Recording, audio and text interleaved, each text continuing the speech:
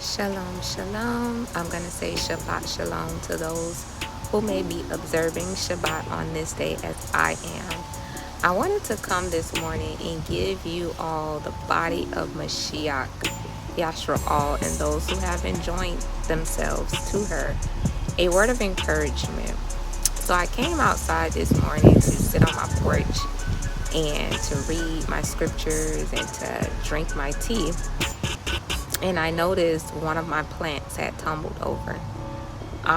If you have been fellowshipping with me through this app or on Instagram, you'll see that some time back I posted a video that I had a Joseph coat that started as 2 little leaves.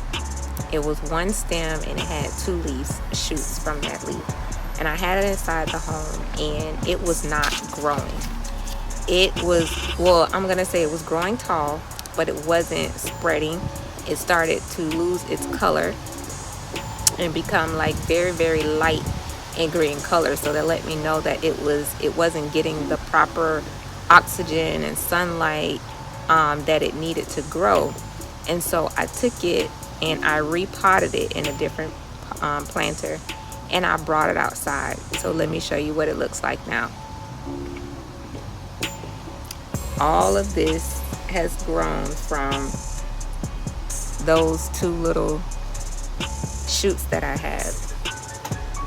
So I started this video off from that point just so you can know where this message was most likely encouraged from outside of the Ruach Kodesh. When I saw the plant tumble over, immediately I was like, okay, the wind is blowing, it's very windy outside, what's going on, what's causing it to tumble over? And so I began to look at it, and immediately I realized it wasn't weighty enough to withstand the wind that was blowing. And because the roots, I won't do a whole video on the plant, but the roots itself have become very, very firm and they're spreading wide. And the planter itself needs to be weighty enough to support how the plant is growing. So I said, how could I fix this? I thought like maybe let me just put something in it to hold it down. And then my ruach, I heard like just add more soil. So I went in the house and I got my soil and I put it in there and I repositioned it so that when the winds blow, it has a little pushback along with the soil because the soil caused it to be weighty. So I'm sharing this to say to you as a word of encouragement in the posture of submission. The more we start to grow in this posture and we become more firmer in this posture and we start to see fruit in our life, we start to see our life grow in ways that we couldn't even imagine. We have to make sure that we are weighty on the bottom. We have to make sure that we are supported at our core and at our foundation. And this support comes from Yahusha HaMashiach. We cannot get to a point where we've become so big and grown so much and we're bearing so much fruit that we forget who we are even built upon, or we begin to grow away from or apart from the very thing that caused us to grow in the first place. This is no good because this leads to a great fall. And I feel like, that's what happened with my plant. It wasn't weighty enough on the bottom. Although it was growing beautiful and spreading and just making the scenery outside here on my porch very beautiful, it still needed more tending to at its support. I needed to bring my attention to the support and to handle the issue at the support. So I'm going to give you 2 scriptures to reference what I'm speaking here.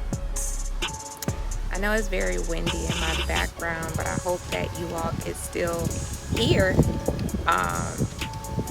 the message. So the first scripture that I wanted to read was Matthew chapter 7, verse 24 and 25. It says, "Everyone who hears these words of mine and does them will be like a wise man who built his house on the rock. And the rain fell, and the flood came, and the winds blew and beat on that house, but it did not fall because it had been founded on the rock. That means it was weighty on the bottom. It had roots that were in debt into the foundation, so that no matter what came, it would not tumble over, it would not fall, because it was weighted on the bottom. And so the other scripture that I wanted to encourage you all with is coming from the book of Colossians, the 2nd chapter. And this was, I believe, Shaul speaking to the brethren in this specific location. And he was encouraging them. And he said that he wished that their hearts might be encouraged, being knit together in love into all riches of the entire confirmation of understanding, to a true knowledge of the secret of Alahym and of the Father and of the Messiah, in whom are hidden all the treasures of wisdom and knowledge. And he goes into saying, I say this so that no one deceives you with enticing words. For though I am absent in the flesh, yet I am present with you in the Ruach, rejoicing to see your good order and your steadfastness of belief in the Messiah. Therefore, if you have accepted Messiah Yahusha, walk in him, having been rooted and built up in him, and established in the belief as you were taught, overflowing in thanksgiving. So when it comes to our posture and submission, we definitely want to make sure that we're starting off in Yahusha HaMashiach, that we're abiding in Yahusha HaMashiach, and that our end is in Yahusha HaMashiach. He is the key to this thing called submission and the posture thereof. If we're trying to do it in our own strength and our own knowledge, according to our own way, we're going to tumble over every time. We won't have enough weight on the bottom to keep us stable, to keep us firm in this posture, and to be able to fulfill the assignment that the Most High has given us as an Isha, as a daughter, as a sister, in the midst of the community. We want to make sure that the entire confirmation of understanding to a true knowledge of the secret of Alahym, of the Father, and of the Messiah is rooted in us. This is what we need to be built up in and to be firmly rooted in, so that we are able to walk after Yahusha, that we're able to abide in him, and to have our belief firmly established in overflowing thanksgiving. This is what the posture of submission brings us to.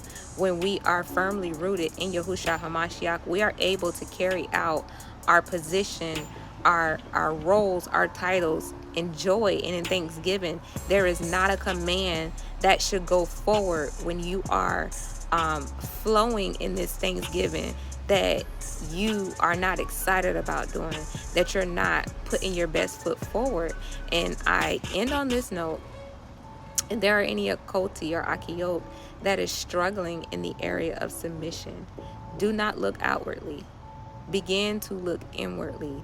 Don't look at the man, the husband, the authority, the father, the moray, or the elder, the zakim, whoever it is that may be ruling over you. Don't look at them. Look within. Go within, because the scripture says that a chaste woman's behavior is able to win over her husband. So what that looks like is not you dominating him, not you pressuring him, but you're being a righteous example before him, so that the light of Yahuwah through his son Yahusha HaMashiach can shine firm through you, and to send forth a message of truth by the Ruach HaKodesh to your husband, to have him now, or whoever your delegated authority is, to have him now search his heart, and for him to turn to Yahusha HaMashiach and be corrected, so that he can restore the shalom, the perfect shalom between you two. So I pray that this word of encouragement helps someone. You all have a great Shabbat. Shalom, shalom.